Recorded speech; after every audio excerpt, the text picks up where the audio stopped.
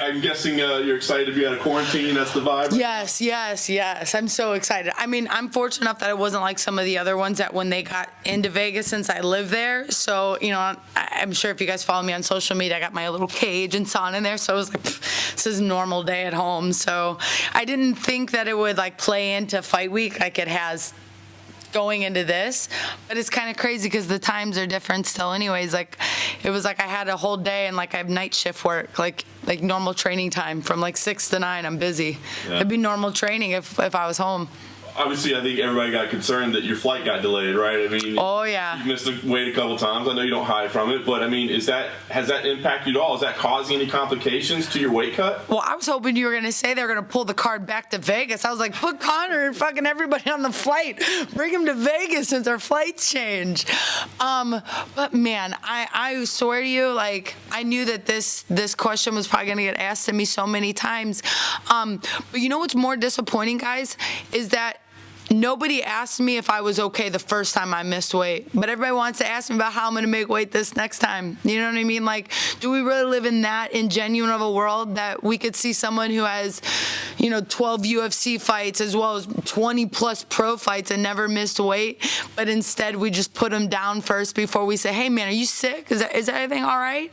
Maybe you guys saw something in me that I didn't see, because I'll tell you what, I just watched that weigh-in and I can't even believe that nobody came up to me and was like, I didn't watch that weigh-in. I didn't even connect with it. And considering the things I was dealing with, the kind of brain fog I was going through, I can't even believe I even took the fight. I shouldn't even have taken the fight. I should have protected myself. And that, man, you guys, if you ever dealt with a health problem, man, you'll really know whenever you got to have your own back. And now that I know that, I'm just a different person. Everything about me is different. So coming into this weight cut, I'm 136 right now. We knew that we were going to have to prove a point, right? So I had to be extra on point with everything. I'm really, really excited about the way that things are going to go moving forward for me. Does that force a big change in you, just your understanding of the whole process? Of life. We're talking you guys, I've been fighting for 14 years now? I still got the whole rest of my life to live. Fighting is what I'm doing right now, and it is one of the biggest things I will ever do in this regard, but it's not the only thing I'm going to do. And the fact that, fighting has taken me on so many levels. It's taken me to different countries. It's taken organs out of my body. You know what I mean? I've gotten weird fingers and stuff. I've got so many things now I can say to it that, isn't that what life is about? Is about those experiences and them making you better, so that when you take on your next level of challenge, and that will be this fight, that I can take all of that experience and bring it forward and make myself better, right? And isn't that what I'm really, here to do, is to make myself better? And we're not talking about as a professional fighter, but as a person. As a person, I should be better every day than the person I was before. And I have that chance. I have a microphone to help other people. Remind yourself of how to do that for yourself. Very nice. This fight itself, it's funny because it feels like you kind of got this message of positivity, right? Yeah. There's a little bit of a beef between you two, and a little history between you two. Are you hoping to kind of avoid any of that? Are you trying to leave that behind, or does that kind of fun when you get in a fist fight? Okay, so let's rewind this, right? And maybe because I'm just so much of a realist in life, what beef do I have? Jojo, did I cheat on, did your boyfriend cheat on you and I saw something? Do I know something crazy? Do I know bad details about you? Do I know that, maybe you fart when you get out of the bathroom? You know what I mean? I don't know anything about you. All I know is that what you do when you fight. You fart? I think you squeak one out over there. I don't know anything about JoJo. You know what I mean? So there's been conversation, there's Twitter, you guys, we've got to stop with this social media, oh, I said something on Twitter, so that means it's real, or I got a real beef with you. I don't have beef with anybody. Unless you physically have touched Athena, Diego, or messed with my family, or physically hurt me, you're a notch on my life. You're part of my belt, that if something I have to experience so that I can keep growing, something I can keep doing. So, yeah, there's been maybe a couple interactions on Twitter, you know what I mean? I think one of them went back so many years years ago when somebody like asked me a question about her, and I was like, oh, she needs to work on her cardio. And then she's like, I'll tell you how to work on your cardio. And it's like, did you just pick me out of all the other people that said the same thing because it's easier because I have a blue check mark? Or is it that you want that? So if that's what's happened because of that, then, whatever. It was actually, I'd realized I'd heard somebody say that, because I don't follow some of the stuff anymore. I've detached myself in that way that, social media gets me when I want to be there. You know what I mean? Like, you don't get free access to me. You know what I mean? Do people get free access to you in your normal life? Like, in your normal life, when you're not doing what you're doing right now, what if somebody just like came up to you and go, you interview me right now because I said so? You don't get free access in that way all the time. So I had heard about her saying something about wanting to violently ruin my face. Well, of course, that's a part of the job, dear. That's what you should be saying. You know what I mean? Like, why don't you come up with something more original in that regard? But I'd heard that. So we both obviously train at the PI, and we see each other all the time. We've had personally good interactions up until we're both her locker and my locker are right next to each other. My locker's right here and her locker is right here. Just so happened. But I'd gotten in the shower and I came out and I'd noticed my stuff was kind of in the way, and I was like, oh man, my bad. Let me get my stuff out the way. And she didn't even have the decency as like a human being to be like, oh, it's okay. You know what I mean? Like, then I realized, I'm like, oh man, this girl really doesn't like me. Like, me and Valentina have been around each other. Me and Caitlin have hugged it out in the bathrooms. Like, I don't have beef with anybody. If you have beef with me, it's probably because you don't like yourself. You know what I mean? And I've said something about you that you didn't like about yourself. So that's as much as I know in that regard with it. So if JoJo, if that's what she needs to want to hate me a little bit more, then go for it, girl. Like, I'm loving myself. I'm so engulfed in myself right now. She doesn't even, like, I'll be fighting a version of myself on Saturday, right? Like, I'm going to be fighting as somebody else who wants to be the best, somebody else who is a professional fighter in the top 10, someone who's very similar to myself in that regard. So, like, I go out there and be the best me. There's nobody I can't beat, especially with no health issues. My back is good. My elbow's good. I don't have a dead organ in my body. I don't know what to say. Like, I mean, I'm sure you guys have all heard this from before, like, oh, when she came from 35 to 25 and all this, but we have to remember every day we're a new person, and we're always trying to be better than the person we were the day before. So that's all that I can do. That's the last thing for me. Let me ask you what your goal is here. I mean, obviously you want to win the fight, but is this about like proving people wrong? Is it about establishing the rankings? Or it kind of seems like you kind of want to have like a social message, like a platform to like help people. So I mean, what is this goal? What is the goal here? Obviously, I want to help people. You guys, like right now, you're still living through a pandemic. People are dying all the time. You know what I mean? Like, people are passing away on a regular basis. And whatever your beliefs are in any possible way, the fact of the matter is people are still dying. And that's really unfortunate. And we need to take care of the people next to us. Take care of our neighbor. Ask them if they need help. Check on each other. Maybe a little less hate might make us a little bit better. And that doesn't mean that you have to go out of your way to do something, but maybe why don't you stop and rewind for a second? So no, it's not about social proving. It's just about maybe someone else seeing a little piece of me in them, and they go, I need to be a little bit stronger for myself. I have those little, like things like that for myself. Billie Eilish was one of them. You know what I mean? I definitely liked her ability to stand out and just do what she wanted. And I think that, by nature, I would like to inspire people.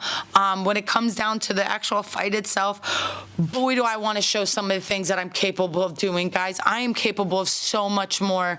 I mean, people say to me, like, even that, like, I've trained with me, like, you should be so much more. You have to get out of your own way. And I have to do that this time. Like, I have to do that for me. So this fight's strictly for me. Like, it goes just to Jessica. I could be like, this would be one of those times where I wish nobody was in the arena, so it was just like me and the other person in that way, and it was just like, look, it's just you and me, dude, let's throw down. So I feel like I finally have that. Are you not looking forward to fans being back in the arena? I didn't say that, no. So, well, it's almost like like, when I thought about not having the fans in the arena, right? Because I've fought on Fight Pass before, right? So I've been there with only a few people, right? So it was like, whatever.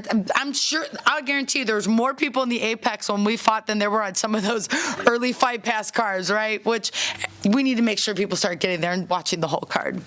But I noticed that the coaching stuff changed, right? It wasn't until Cynthia had mentioned that she could hear us the whole time that by going into this one, we developed a couple more codes and names for things so that, again, jab. You know what I mean? When there's no one in the arena, dude, like what? Okay.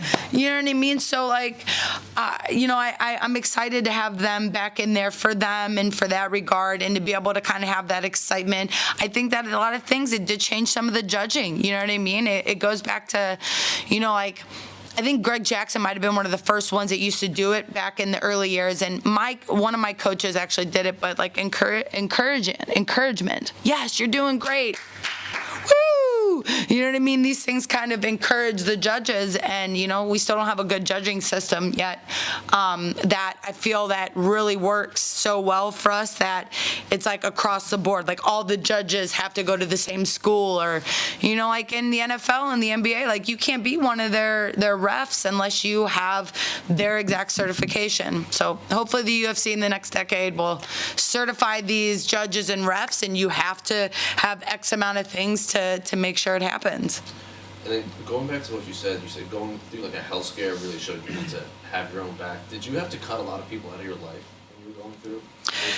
I think by nature, yeah, that it was happening that way naturally, because I when I moved to Vegas, I made some new friends and stuff like that, and I don't think people really knew me, so that like by nature they're like, oh well, maybe she's just being away. You know what I mean? There was no understanding of like who I really was.